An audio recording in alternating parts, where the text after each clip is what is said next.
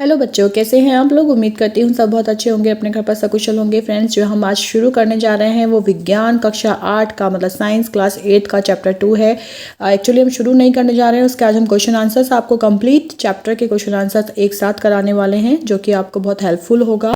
पहले भी आपको मैंने सारा पार्ट अच्छे से समझाया है और इसके क्वेश्चन आंसर्स भी करवाए हैं, लेकिन पहले वो सेपरेट थे। लेकिन इस वीडियो में आप एक साथ सारे चैप्टर्स को देखने वाले हैं। चलिए तो स्टार्ट करते हैं आज की वीडियोस। फर्स्ट क्वेश्चन है बहुविकल्पीय प्रश्न। बहुविकल्पीय प्रश्न क्या होते हैं बच्चों? जो एक से ज्यादा जिसमें विकल्प दिए होते हैं, ऑप्शन होते हैं, उसमें से कोई एक ही ऑप्शन सही होता है। तो चलिए करते हैं। फर्स्ट क्वेश्चन है थर्माकोल का दूसरा नाम है। तो ऑप्शन क्या क्या है? Teflon, stylon, nylon and Dacron. तो इसका सही ऑप्शन है स्टाइलॉन। दैट मीन्स जो थर्माकोल का दूसरा नाम है दैट इज स्टाइलॉन। दूसरा क्वेश्चन है पौधों का मुख्य पोषक तत्व है। जो पौधे होते हैं उसमें मुख्य पोषक तत्व जिससे वो अपना भोजन बनाते हैं वो क्या है? ऑप्शन आर गंधक, ऑक्सीजन, नाइट्रोजन एंड कार्बन। तो आंसर इज नाइट्रोजन। तो आप नाइट्रोजन पे टिक कर दीजिए। Third question is ferric oxide मिलाने से निर्मित कांच होता है। जो कांच होते हैं बच्चों चार प्रकार के होते हैं।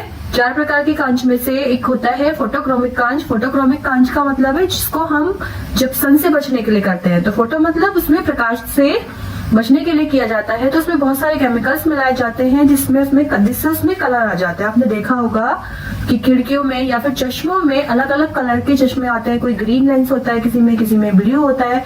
तो वो कहाँ से आते हैं कलर? वो कलर आते हैं कोई केमिकल मिलाने से। तो वही है कि फेरिक ऑक्साइड मिलाने से कांच का कलर कैसा हो जाता है? तो ऑप्शन आ हरा, हल्का नीला, पीला एंड बैंगनी।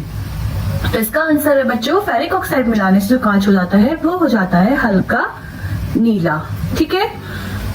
फोर्थ क्वेश्चन है इसका खिड़कियों में प्रयोग किया जाता है। जो कांच है वो चार प्रकार के हैं, मैंने आपको बता दिया पहले ही कौन कौन से हैं। कठोर कांच, फोटोक्रोमिक कांच, फ्लिंट कांच और साधारण या मृदु कांच। तो हमें आंसर किसका देना है कि खिड़कियों में इन सब में से कौन सा कांच प्रयोग किया जाता है? तो इसका आंसर है साधारण या मृदु कांच। ठीक है। नंबर पे है सही गलत। बच्चों आपकी बुक में बहुत लंबा क्वेश्चन दिया है, लेकिन मैंने यहाँ शॉर्ट में लिखा है कि सही गलत है। हमें सही के निशान पर सही के क्वेश्चन पर सही और गलत पर गलत का निशान लगाना है। फर्स्ट क्वेश्चन है फोटोक्रोमिक कांच प्राप्त करने के लिए उसमें कुछ सिल्वर आयोडाइड मिलाया जाता है। तो ये सही है कि इसमें सिल्वर आयोडाइड मिलाया जाता है। सेकंड है रेयॉन प्राकृतिक रेशा है। तो ये रेयॉन प्राकृतिक रेशा नहीं है, क्योंकि जो प्राकृतिक रेशा होता है वो प्रकृति से मिलता है, जबकि रेयॉन को मानव खुद बनाता है, इसलिए ये कृत्रिम रेशा है। इसलिए ये हुआ गलत कि रेयॉन प्राकृतिक रेशा नहीं है। थर्ड इज सीमेंट, साबुन, प्लास्टिक आदि मानव निर्मित वस्तुएं हैं। ठीक है। सीमेंट, साबुन, प्लास्टिक आदि मानव निर्मित वस्तुएं हैं। तो बताइए आप, आई थिंक सो कि आपको खुद को पता होगा कि सीमेंट, साबुन, प्लास्टिक कैसी वस्तुएं हैं। सही है, ये मानव निर्मित है, मतलब मानव ने बनाया है। इनको भगवान ने या नेचर में ये स्वतः नहीं मिलती हैं, इसलिए ये प्राकृतिक नहीं है। एंटीबायोटिक दवाओं का उपयोग कीटाणुनाशक के रूप में किया जाता है। एंटीबायोटिक दवाई बच्चों वो होती है जो हमें डॉक्टर देते हैं जब हम बीमार हो जाते हैं। तो वो हमारी जो प्रतिरोधी क्षमता है उसको बढ़ाने के लिए प्रयोग की जाती है, ना कि कीटाणुओं को मारने के लिए। और कीटाणुनाशक वो होती है जो हम खेतों में डालते हैं, जो कीटाणु लग जाते हैं सब्जियों में, हमारी फसल में, वो उनको मारने के लिए जो हम दवाई डालते हैं वो कीटाणुनाशक दवाइयां हैं। जबकि एंटीबायोटिक वो होती है जो हमें डॉक्टर्स देते हैं जब हम बीमार हो जाते हैं। तो क्या एंटीबायोटिक दवाइयों का प्रयोग कीटाणुनाशक के रूप में किया जाता है? इसका आंसर है गलत। Oh sorry.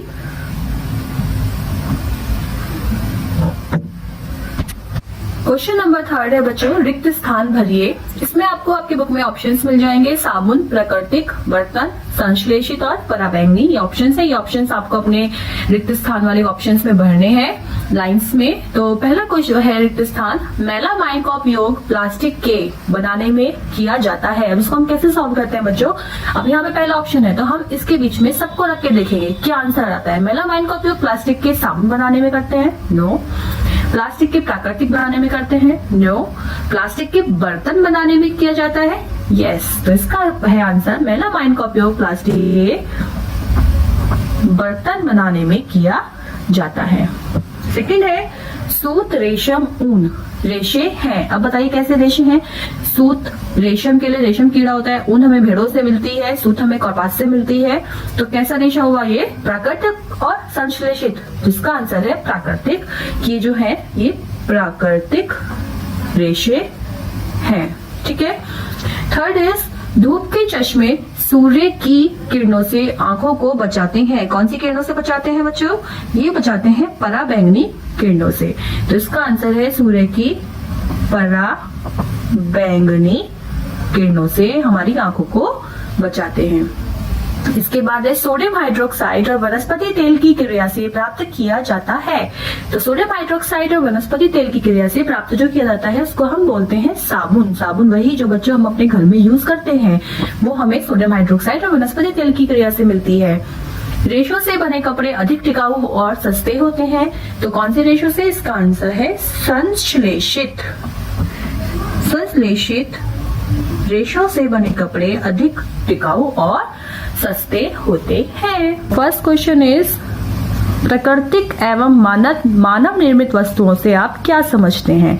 तो प्राकृतिक एवं मानव निर्मित वस्तुएं हमसे पूछा है, तो दोनों को हम हेडिंग बना के आंसर देंगे। ये लिखने का तरीका होता है बच्चों, अगर आप अपनी चीज को जो आप पढ़ रहे हैं, जो लिख रहे हैं, उसको अच्छे से प्रेजेंट करते हैं तो एग्जामिनर आपको अपने आप ही मार्क्स दे देता है। उसको फिर मार्क्स देने के लिए सोचना नहीं पड़ता है। तो प्राकृतिक वस्तुएं वे वस्तुएं जो प्रकृति में स्वतः पाई जाती हैं। स्वतः मतलब अपने आप, मतलब उसके होने या ना होने में मानव का कोई योगदान नहीं होता है, उनको हम बोलते हैं प्राकृतिक वस्तुएं। प्राकृतिक वस्तुएं कहलाती हैं जैसे क्या? नदी, पहाड़, पर्वत, पौधे आदि। मतलब वे वस्तुएं जो प्रकृति में स्वतः पाई जाती हैं, जिसके होने में मानव का कोई योगदान नहीं है, प्राकृतिक वस्तुएं कहलाती हैं। नदी, पहाड़, पर्वत, पौधे आदि। फिर आता है इसका सेकेंड, दैट इज मानव निर्मित वस्तुएं। तो मानव निर्मित वस्तुएं से क्या आपको हेडिंग से ही पता लग रहा है? मानव निर्मित मतलब जो मानव ने बनाई है। तो वे वस्तुएं जो मानव के द्वारा बनाई गई हैं मानव निर्मित वस्तुएं कहलाती हैं, जैसे प्लास्टिक, तालाब, कुआं, नल आदि। ठीक है। Now come to second question.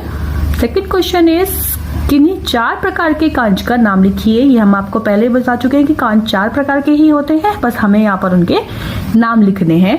तो पहला कांच है साधारण या मृदु कांच, जिसका प्रयोग हम खिड़कियों में करते हैं। दूसरा है कठोर कांच, फ्लिंट या प्रकाशीय कांच, और फोर्थ वन इज फोटोक्रोमिक कांच, जो कि हम ग्लासेस में यूज करते हैं। ठीक है। क्वेश्चन नंबर ग, पॉलीथीन, टेफ्लॉन, एक्रिलिक तथा बेकेलाइट के एक एक उपयोग लिखिए। बच्चों आपकी बुक में बहुत सारे उपयोग दिए गए हैं, आपको अगर ज्यादा देखना है तो आप वहां से भी देख सकते हैं, लेकिन यहाँ पर क्योंकि एक एक ही पूछा गया है इसलिए मैं एक एक ही दे रही हूँ। ठीक है। तो सबसे पहले है पॉलीथीन। पॉलीथीन का प्रयोग आपको सब पता है कि थैली बनाने में करते हैं। टेफ्लॉन, टेफ्लॉन का प्रयोग होता है बच्चों नॉन स्टिक बर्तन पर उष्मा प्रतिरोधी परत चढ़ाने में। आपने देखा होगा नॉन स्टिक बर्तन जो होता है उसमें ब्लैक कलर की लेयर होती है, जो ब्लैक वाले बर्तन होते हैं, काले वाले बर्तन, उसमें जो ऊपर काली परत होती है वो टेफ्लॉन की होती है। एक्रिलिक, कार व ट्रकों की खिड़कियों में जो खिड़कियां होती हैं वो एक्रिलिक की बनी होती हैं। और next is last one is bakelite. तो बेकेलाइट का जो यूज करते हैं, प्रयोग करते हैं, वो बिजली के प्लग और स्विच बनाने में करते हैं। इसके अलावा आपको और उपयोग देखने हैं तो आप अपनी बुक में देख सकते हैं, बुक में बहुत सारे उपयोग इनके दिए हुए हैं। नेक्स्ट क्वेश्चन है बच्चों, साबुन और अपमार्जक में क्या अंतर है? ठीक है। साबुन जो हम घर में यूज करते हैं, अब देखिए क्या होता है साबुन। साबुन उच्च वसीय अम्लों के सोडियम एवं पोटेशियम लवण है। अभी आपने पढ़ा था कि सोडियम हाइड्रोक्साइड के मिलने से बनता है, तो वही है कि उच्च वसीय अम्लों के सोडियम और पोटेशियम लवण है। ये मृदु जल के साथ झाग देते हैं, लेकिन कठोर जल के साथ झाग नहीं देते हैं। ठीक है। तो पहला है वसीय अम्लों के साबुन उच्च वसीय अम्लों के सोडियम में पोटेशियम लवण है, मृदु जल के साथ झाग देते हैं, लेकिन कठोर जल के साथ झाग नहीं देते हैं। इसका प्रयोग औषधि के रूप में भी किया जाता है। ठीक है। और अपमार्जक क्या है? अपमार्जक बच्चों अभी आपको समझ में आ जाएगा। अपमार्जक होते हैं ये डिटर्जेंट होते हैं। आपने देखा होगा एक कपड़े धोने की साबुन आती है, हम पहले यूज करते थे, सफेद से कलर की आती है, थोड़ी बड़ी सी होती है। तो वो जो है वो डिटर्जेंट है जो कठोर जल के साथ भी झाग देते हैं। जो अपमार्जक हैं डिटर्जेंट होते हैं, कठोर जल के साथ भी झाग देते हैं। इनका प्रयोग कपड़े धोने में किया जाता है। ये रासायनिक रूप से साबुन से भिन्न होते हैं। तो सबसे बड़ा डिफरेंस जो है कि साबुन कठोर जल के साथ झाग नहीं देता, जबकि अपमार्जक कठोर जल के साथ झाग देते हैं। वो साबुन होते हैं, वसीय अम्ल, उच्च वसीय अम्ल होते हैं, और ये जो है ये डिटर्जेंट होता है। ठीक है, ये क्वेश्चन बहुत इंपॉर्टेंट है, एग्जाम में मोस्टली पूछा जाता है। नेक्स्ट क्वेश्चन जो है आपका दैट इज मृतिका किसे कहते हैं, कि मृतिका क्या है। तो मृतिका क्या है बच्चों, हम देखते हैं। चलो, कुम्हार द्वारा चिकनी मिट्टी का प्रयोग करके चाक द्वारा कच्चे बर्तनों को बनाया जाता है। ये तो सबको पता है कि मिट्टी के बर्तन कौन बनाता है, कुम्हार बनाता है। तो कुम्हार द्वारा कौन सी मिट्टी प्रयोग होती है, चिकनी मिट्टी प्रयोग होती है, और चाक के द्वारा वो उस पे बना के ऐसे से घुमा के कच्चे बर्तन बनाता है। फिर उन्हें उच्च ताप पर भट्टी में पकाया जाता है। क्या करता है, फिर उन्हें कच्चे बर्तन बनाएगा, फिर उसे भट्टी में पकाएगा कुम्हार। तो बाद में भट्टी में पकाते हैं। पके हुए इन बर्तनों को ही मृतिका कहा जाता है। तो जो पके हुए बर्तन है उनको मृतिका कहते हैं। अब बच्चे क्या करते हैं, मैंने देखा एग्जाम्स में बच्चे क्या करते हैं, मृतिका में अगर नहीं पता लिख देंगे जो मिट्टी होती है जो मर जाता है उसको मृतिका कहते हैं। बट ऐसा नहीं है, कुम्हार ने जो बर्तन बनाए कच्चे बर्तन उनको उच्च ताप पर भट्टी में पकाया, और पकाने के बाद जो पके हुए बर्तन हैं उन्हीं बर्तनों को मृतिका कहा जाता है। ठीक है, नेक्स्ट क्वेश्चन 6 है, संश्लेषित रेशे क्या हैं। तो संश्लेषित रेशे क्या होते हैं, मानव निर्मित रेशों को संश्लेषित रेशे कहा जाता है। अभी आपका पार्ट ही है कि मानव निर्मित वस्तुएं। तो दो तरह के रेशे होते हैं, कृत्रिम और प्राकृतिक। जो कृत्रिम होते हैं उन्हें हम मानव निर्मित रेशा भी कहते हैं, उनको हम संश्लेषित रेशा भी कहते हैं। तो मानव निर्मित को ही हम संश्लेषित रेशा कहते हैं, जैसे नायलॉन, पॉलिएस्टर, डेक्रॉन, रेयॉन आदि। ये उच्च अणुभार वाले बहुलक यौगिक हैं। क्योंकि ये शॉर्ट क्वेश्चन है इसलिए स्टार देने की इसमें कोई जरूरत नहीं है। ठीक है, ये बस इतना ही, 3 लाइन बहुत है इसके लिए। बच्चों क्वेश्चन नंबर 5 है, स्तंभ कै व स्तंभ ख को मिलाइए, मीन्स जोड़े मिलाने वाला है। ये तो आप बहुत ही अच्छे से कर लेंगे, इसमें तो कुछ करना ही नहीं होता है। तो स्तंभ कै में हम इसको, अब ये देखिए तरीका क्या है इसका। बच्चे ऐसे कुछ कुछ कर देते हैं लेकिन ऐसा नहीं, पहले तो आप लिखने का तरीका देखिए इसको कैसे लिखना होता है। बीच में हमने आपको हल्की सी 2 लाइनें दिख रही होंगी, 2 लाइनें जो हमने खींची हैं, ये पेपर को मोड़ के हल्का सा बना दी है, कि आप पेंसिल से भी बना सकते हैं कि बाद में रब हो जाए। तो स्तंभ कै हमें इधर लिखना है, स्तंभ ख इधर लिखना है इन 2 लाइनों के, और बीच में हमें स्पेस छोड़ना है ये जोड़े मिलाने का। अदरवाइज फिर आप पूरा लिख देते हैं तो यहाँ स्पेस नहीं बचता है कि कैसे इसको मिलाया जाए। ठीक है, पहला तरीका तो यह है लिखने का। अब इसको हमें मिलाने का तरीका देखना है कि क्या है। तो पहला ऑप्शन, हम इसमें पहला क्वेश्चन लेंगे, मनुष्य अथवा मशीनों द्वारा तैयार की गई वस्तुएं। ठीक है, अब ये हमने पढ़ लिया है, अब ये पढ़ेंगे। पानी का छिड़काव आवश्यक होता है, ये कोई मैच नहीं कर रहा है। मानव निर्मित वस्तुएं कहलाती हैं, तो ये मैच कर रहा है। तो मनुष्य अथवा मशीनों द्वारा तैयार की गई वस्तुएं मानव निर्मित वस्तुएं कहलाती हैं, मतलब कै का हो गया वैसे। ठीक है, फिर मकान बनाने में, अब इसको हम छोड़ देंगे, इसको हम नहीं पढ़ेंगे अब नेक्स्ट टाइम। मकान बनाने में पानी का छिड़काव आवश्यक होता है, कृत्रिम रेशा भी कहा जाता है, ईंट, सीमेंट, सरिया आदि का उपयोग किया जाता है। तो ये तो ऑब्वियस है कि मकान बनाने में ईंट, सीमेंट, सरिया आदि का उपयोग किया जाता है, तो इसको हमने मिला दिया इससे। सीमेंट के नए प्लास्टर पर, अभी तो आप अपने घर पे भी देखते होंगे कि सीमेंट का जो प्लास्टर होता है उस पे क्या होता है, उस पे पानी का छिड़काव किया जाता है, तो पानी का छिड़काव किया जाता है। रेयान रेशो को क्या कहते हैं, अभी पीछे भी आया था, रेयान रेशो को कृत्रिम रेशा भी कहा जाता है। निम्नलिखित प्रश्नों के उत्तर दीजिए। पहला क्वेश्चन है इसमें बच्चों, भूमि में पोषक तत्वों की पूर्ति के लिए कौन कौन से उपाय किए जा सकते हैं। क्योंकि भूमि में पोषक तत्व जो होते हैं वो सभी पर्याप्त मात्रा में नहीं होते हैं, तो उनकी पूर्ति करने के लिए हमें कहीं ना कहीं से पोषक तत्वों को उनमें मिलाना पड़ता है, या कुछ ऐसा करना होता है जिससे कि पोषक तत्व उसमें आ जाए। तो देखिए हम निम्नलिखित उपाय कर सकते हैं। इसमें पहला है, भूमि को जोतकर कुछ समय के लिए छोड़ दिया जाए, जिससे पोषक तत्वों की पूर्ति पर्यावरण से स्वतः ही हो जाए। मतलब जोतकर कुछ समय के लिए छोड़ देंगे तो उससे पोषक तत्व स्वयं ही भूमि में मिल जाएंगे। इसके अलावा फसल चक्र के नियमों का पालन करना चाहिए। फसल चक्र होता है जिसमें हम एक के बाद एक फसल लगाते हैं, लगातार एक ही फसल को भूमि में नहीं बोया जाता है।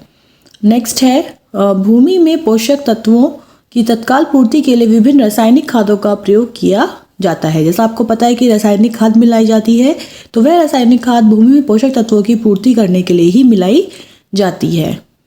इसके बाद दूसरा क्वेश्चन है, धूप में बाहर निकलने पर हम धूप के चश्मों का प्रयोग क्यों करते हैं? धूप के चश्मों का प्रयोग आंखों को सूर्य की गर्मी से बचाने के लिए किया जाता है। नेक्स्ट क्वेश्चन है, संश्लेषित रेशों से बने वस्त्र जल्दी क्यों सूख जाते हैं? तो इसका आंसर है, संश्लेषित रेशों से बने वस्त्र हल्के होते हैं और इनमें सिकुड़न नहीं होती है, इसलिए जल्दी सूख जाते हैं। यह प्रश्न है, जैव निम्नीकरणीय एवं जैव अनिम्नीकरणीय में अंतर लिखिए। तो जैव निम्नीकरणीय वो होते हैं जो पदार्थ प्राकृतिक प्रक्रिया जैसे जीवाणु की क्रिया द्वारा अपघटित हो जाता है, वह जैव निम्नीकरणीय कहलाता है। जैसे कागज, सूती कपड़ा और ऊनी वस्त्र, ये ऐसी चीजें होती हैं जो कि कुछ समय के पश्चात अपने आप ही खत्म हो जाती हैं और भूमि में मिल जाती हैं। जैव अनिम्नीकरणीय वो होते हैं जो पदार्थ प्राकृतिक प्रक्रियाओं द्वारा सरलता से विघटित नहीं होता है। जैसे कि प्लास्टिक होता है, वो विघटित नहीं होता है। थैलियाँ होती हैं, टिन होता है, यह जो होता है ये प्लास्टिक थैलियाँ जो होती हैं ये अनिम्नीकरणीय में आती हैं। उम्मीद करती हूँ बच्चों आपको ये पार्ट पूरे अच्छे से समझ में आ गया होगा। अगर कोई प्रॉब्लम आपको कहीं आती है तो आप मुझे कमेंट कर सकते हैं, टेलीग्राम चैनल पे मुझे मैसेज भी कर सकते हैं, मैं वहाँ पर आपको रिप्लाई दे दूँगी। और अपना पार्ट अच्छे से पढ़िएगा और नेक्स्ट चैप्टर के लिए आप चैनल को सब्सक्राइब करें, वीडियो को लाइक करें। So keep watching the videos. Thank you, bye.